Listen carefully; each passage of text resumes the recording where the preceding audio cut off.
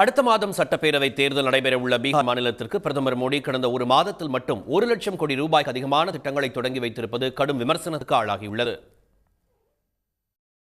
ஒவ்வொரு மாநிலமும் சட்டப்பேரவை தேர்தல் சந்திக்கும் போது அறிவிப்பு வெளியாவதற்கு முன்பு பிரதமர் மோடி பல்வேறு திட்டங்களை தொடங்கி வைத்து வருவது வழக்கமாகியுள்ளது. அந்த வகையில் ஐக்கிய ஜனதா தளம் பாஜக கூட்டணி ஆளும் பீகாருக்கும் 3 முறை சென்ற பிரதமர் மோடி சுமார் 1,00,000 கோடி ரூபாய்க்கு அதிகமான திட்டங்களை தொடங்கி வைத்தார். ஆகஸ்ட் 22ஆம் தேதி பீகார் மாநிலம் கயாவில் நடந்த விழாவில் கங்கை நதியின் மேல் 1,870 கோடி ரூபாயில் பாலம் கட்டுதல் உட்பட 13,000 கோடி ரூபாய் மதிப்புள்ள திட்டங்களுக்கு அடிக்கல் நாட்டினார்.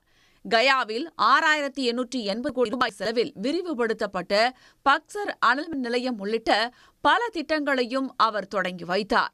செப்டம்பர் 15ஆம் தேதி பீகாரில் 36,000 கோடி ரூபாய் மதிப்புள்ள திட்டங்களை தொடங்கி வைத்த பிரதமர் மோடி பஹல்பூர் மாவட்டத்தில் 25,000 கோடி ரூபாய் மதிப்பில் புதிய அனல்மின் நிலைய கட்டுமானத்திற்கு அடிக்கல் நாட்டினார்.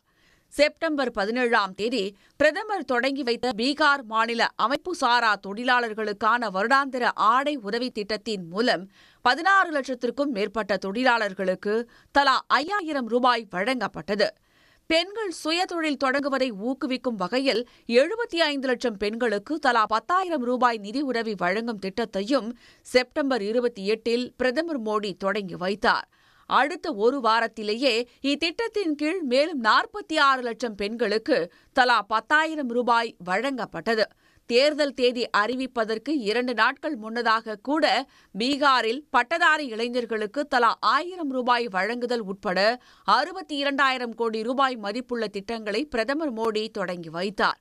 பெண்கள், இளைஞர்களின் வாக்குகளை குறிவைத்து ஐக்கிய ஜனதா தளம் பாஜக கூட்டணி திட்டங்களை தொடங்கி வைத்திருப்பதை கடுமையாக விமர்சித்துள்ள காங்கிரஸ் மற்றும் ராஷ்டிரிய ஜனதா தள கட்சிகள் எப்படியாவது பீகாரில் வெற்றி பெற்றுவிட பாஜக துடிப்பதாக கண்டனம் தெரிவித்துள்ளன. உடனுக்குடன் செய்திகளை தெரிந்து கொள்ள சன் நியூஸ் பெல் ஐகானை கிளிக் பண்ணுங்க.